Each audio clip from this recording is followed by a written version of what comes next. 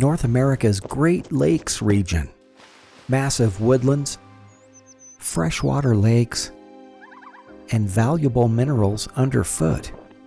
It's where my grandfather was born, where he worked and raised a family, and where his interesting life came to an end.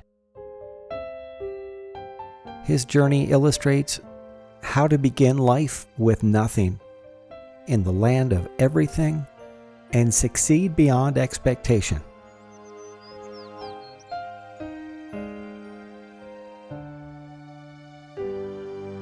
My mother smiled when she spoke of her father, George. Life of the party, sensational dancer, clever, worldly, kind, witty. He loved his work as an electrical engineer, inventor, and problem solver.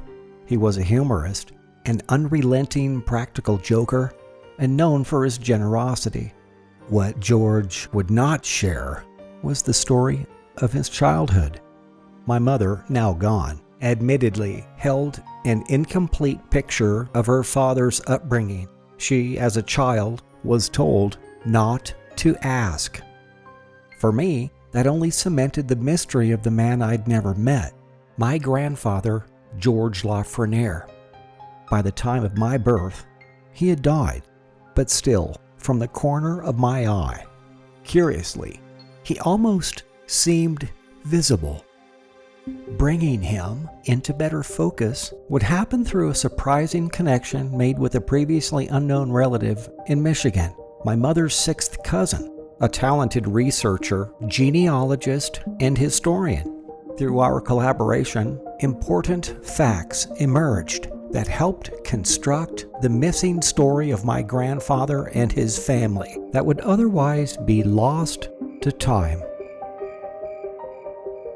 The surname LaFreniere, as one might expect, is French, but more common for French Canadians, a distinctive cultural group from the French. The name is a topographic description of a place with abundant ash trees. This species has for centuries been a source of lumber for French hand tools, furniture, and most importantly in the 1600s, horse-drawn carriages. Just as the carriage industry in France began to dominate the European market, early pioneers of the LaFreniere family came to the colonies of New France, today known as Canada, to start their new lives around Montreal and Quebec City. George LaFreniere's fifth great-grandfather, Leonard Etier, sailed from France, arriving in 1670 at the small trading village that is today Montreal, accessible to the Atlantic Ocean through the St. Lawrence River. A shoemaker, Etier would obtain 6 acres of land from where he would apply his trade and start a family. Small French settlements were then considered a threat by the Iroquois Confederacy. In 1689, a war party of 150 Iroquois attacked Etier's colony. Homes and barns were destroyed, food stocks burned, 20 colonists killed, and 20 taken prisoner. Etier was captured, tortured, and killed. His body was never recovered. He left a widow, 10 children, livestock, and his shoemaking tools. Relative calm would arrive when the Kingdom of France and the Iroquois signed the Great Peace of Montreal Treaty in 1701. While today's research tools are capable of understanding people and incidents like this as far back as the 1600s, difficulties are often encountered when searching for more contemporary facts. Understanding the life of George LaFreniere begins with understanding his parents to the extent that's now possible. The story of George's father, Emile LaFreniere, my great-grandfather, is a curious one. He was born in Canada, spoke French, lived much of his life in Michigan, and seemingly vanished from his wife, children, and the public record. No photographs of him are known to exist. As the 1800s came to an end, Emile a 28-year-old barber, married Malvina Bouchard at Oconto, Wisconsin, the town where she was born to parents from Quebec. After a short illness, she died 3 years into her marriage on her 21st birthday from complications of appendicitis. Emile quickly placed their only child, 2-year-old George LaFreniere, in the custody of his sister and brother-in-law, living near George's birthplace, Wilson, Michigan. Then Emile vanishes. There is no evidence following his mother's death that George would again live with his father or even see him again. 6 years after his first wife died, Emile then marries Denise Godbout, 16 years his junior, at Lake Linden, Michigan. The published wedding announcement states the groom is employed by the Houghton Street Railway Company as a streetcar motorman, 150 miles from where he left George. Less than 2 months after their wedding in 1906, Emile is named as the father of an illegitimate male child born in the area. Over the next 2 years, Emile and Denise became parents of 2 girls, both born at Lake Linden. After the birth of their second child, we no longer find Emile and Denise LaFreniere together in any known public city, state, or federal records. With infant daughters and a young wife depending on him, Emile disappears. But a year later, the 1910 U.S. Census finds Emile in Duluth, Minnesota, listed as a widowed carpenter, living as a boarder in the home of an old friend, both working for the Marine Iron and Shipbuilding Company at Duluth. A few months later, Emile is found in the Duluth City Directory, living with his older brother, a barber, Peter LaFreniere, and his wife. Emile remains employed by the Marine Iron Company. Curiously, at the same time, in the 1910 U.S. Census, Emile's wife Denise is shown living with their 2 young daughters in the home of her parents at Schoolcraft, Michigan. Duluth, where Emile resides, and Schoolcraft are more than 600 miles apart. While Emile's whereabouts can be understood at this time through the slimmest of public records, the same is not true for his son George. No records have been located that point to where my grandfather was and with whom between the census of 1900 and when he joined the Navy before the First World War.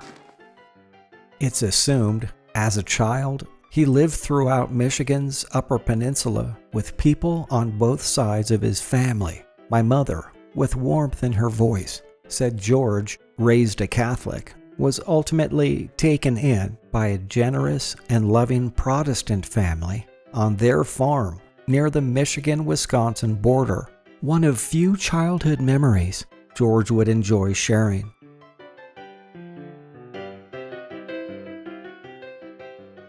It's said life's first lessons spring from parents and surrounding adults. In the early 20th century, observing and mimicking a father or other male figures helped boys chart a path towards a vocation and self-sufficiency. Any mentoring George received as a child is now impossible to know. He may not have learned anything directly from his father, except how his abandonment might be successfully overcome. Mentoring would come in a windfall. George would enlist in the U.S. Navy in late 1916 at the age of 18, 5 months before the U.S. entered World War I.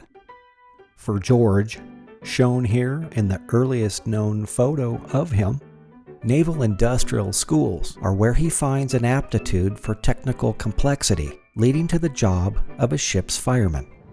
On steam-powered vessels, he was responsible for propulsion systems, electrical generation, and distribution. 3 years after joining the Navy, and a year after the war's end, the U.S. Census of 1920 lists him as a seaman first class, serving aboard the destroyer USS Ludlow, ported in San Diego, California.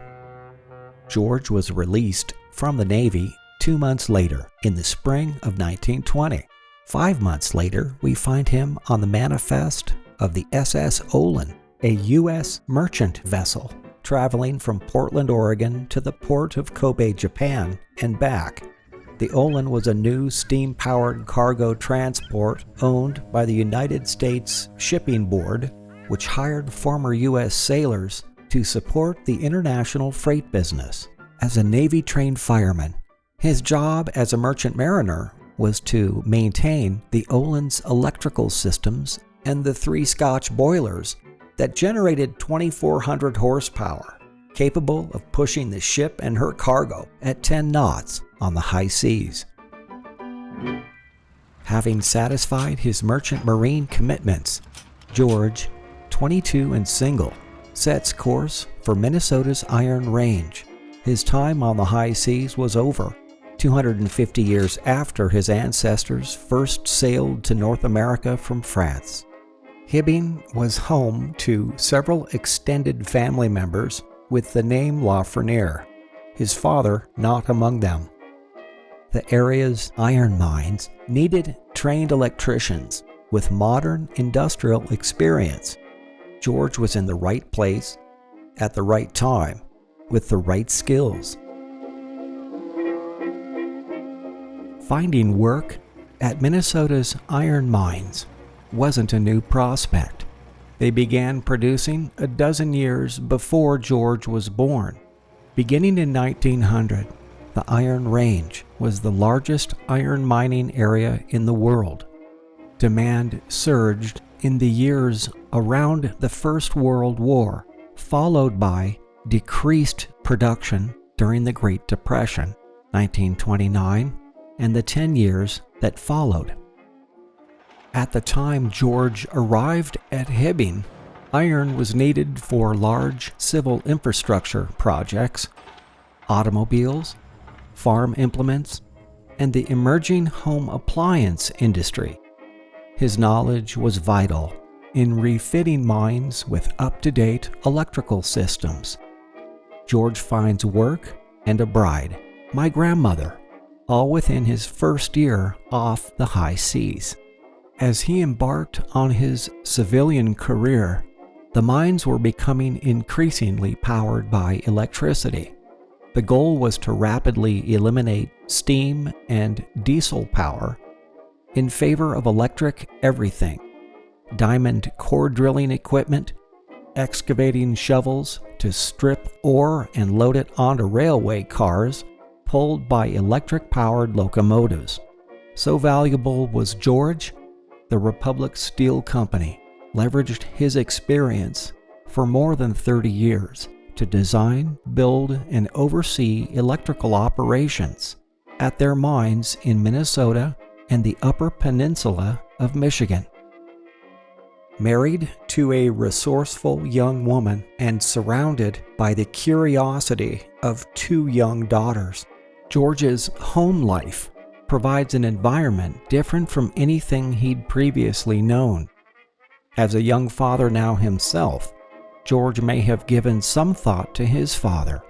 Information about Emile LaFreniere at this time was sparse at best. He's named as a surviving brother in his siblings' obituaries in 1925, 1928, and 1930. In 1948, Emile's sister Margaret passes away in Michigan. Her obituary states she is survived by one brother, Emile LaFreniere, who was living in Canada. That's where the trail goes cold. With a few LaFreniere relatives living in Hibbing, George may have learned the fate of Emile's brothers. His uncle Louis, a Manchester, New Hampshire resident, died from cancer of the stomach. Uncle Frank froze to death at Newberry, Michigan. Uncle Joseph, blind for 30 years from a mining injury, died at Norway, Michigan. Uncle Charles, a Detroit resident, died from diabetic gangrene. After an exhaustive effort to locate Emile, we are left only to speculation. He no longer appears in city directories throughout the country beginning in 1929. It could be that, according to historian and my newfound relative, George Miller, Emile's death was unknown to his family, or known and kept secret, or he may have changed his name, going by an alias at some point. These ideas remain in play as Emile LaFreniere's obituary and gravesite have not been located. Surprisingly, a photograph surfaced late in the production of this film that may depict Emile LaFreniere. His 1906 marriage announcement states he is a streetcar motorman for the Houghton County Traction Company in the copper country of Michigan's Upper Peninsula. Among the company's photographs from this era is this image. Given the strong resemblance to my grandfather George, the man on the right may be Emile LaFreniere.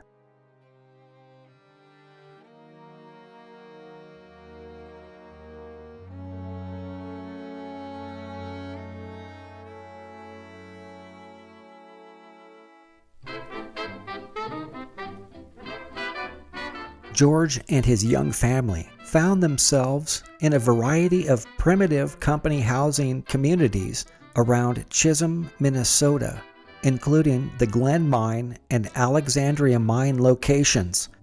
Built so quickly, they often lacked the basic conveniences of indoor plumbing and laundry facilities.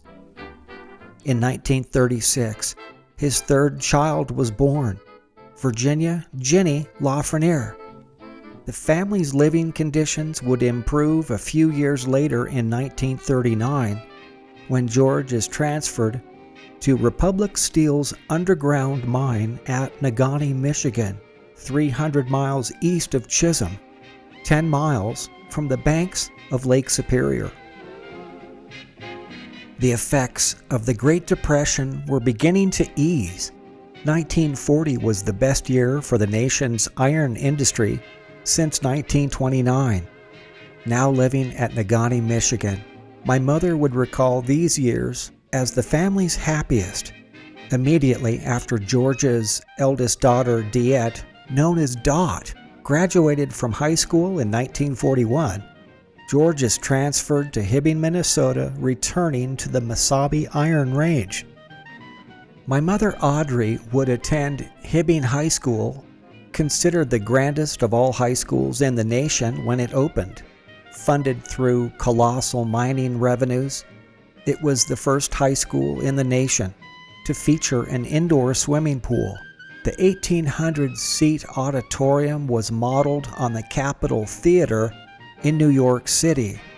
While palatial by any measure, most of the students were from working-class mining families.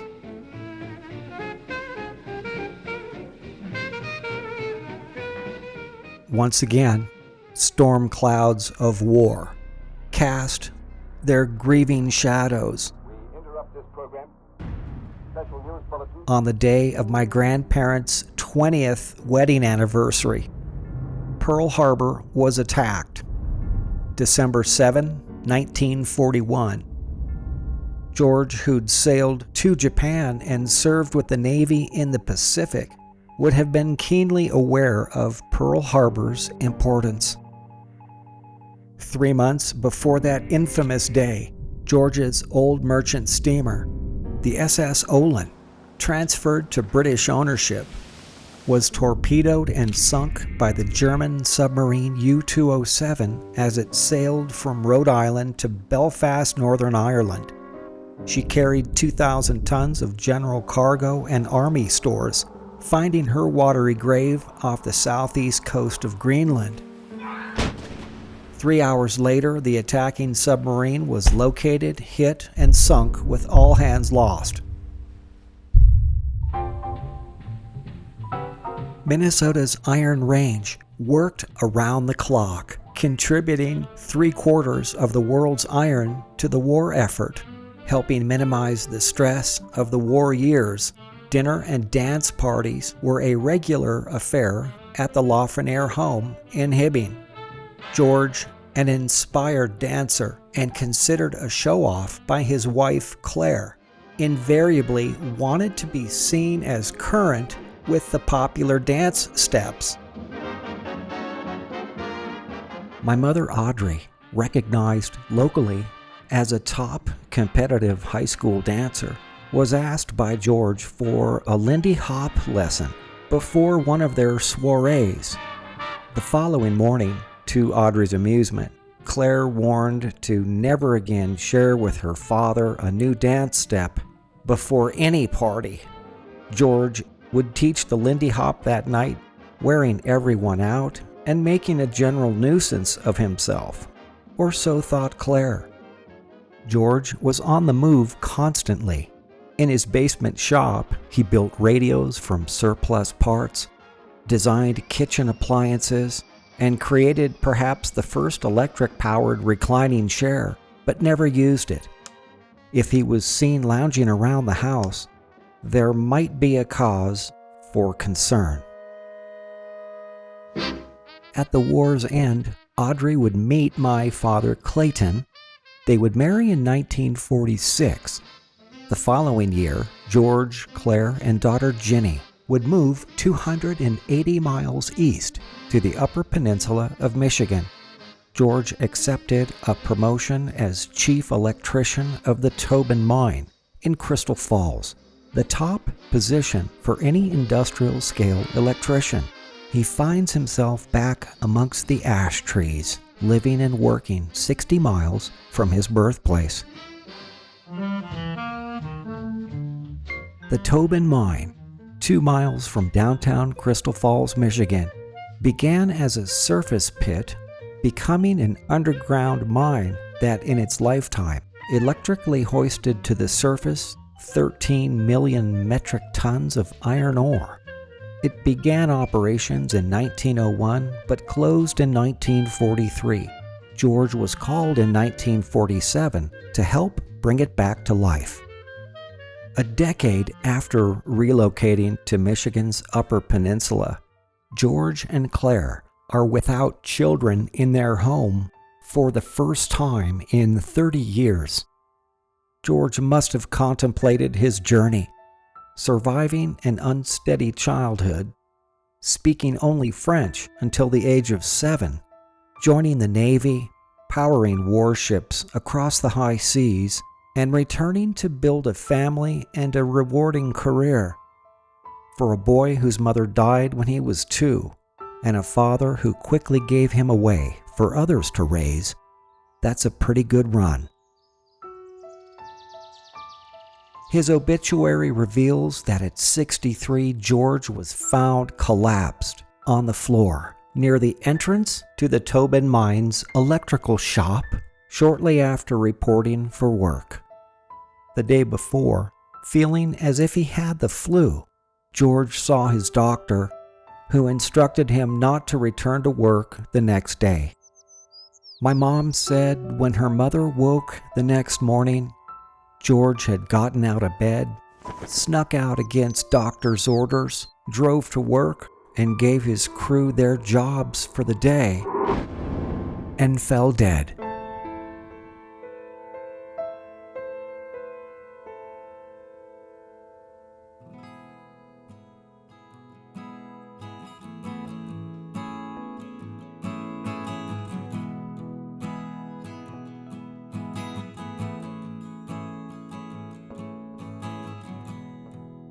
I never saw George with my own eyes, but what I saw was his reflection in the eyes of my mother. In her final days, she would speak at length about him. It seemed she wanted George to be familiar and easily recognizable in the afterlife. For her, the place that was rapidly approaching. Thankfully, recognizing George will be easy.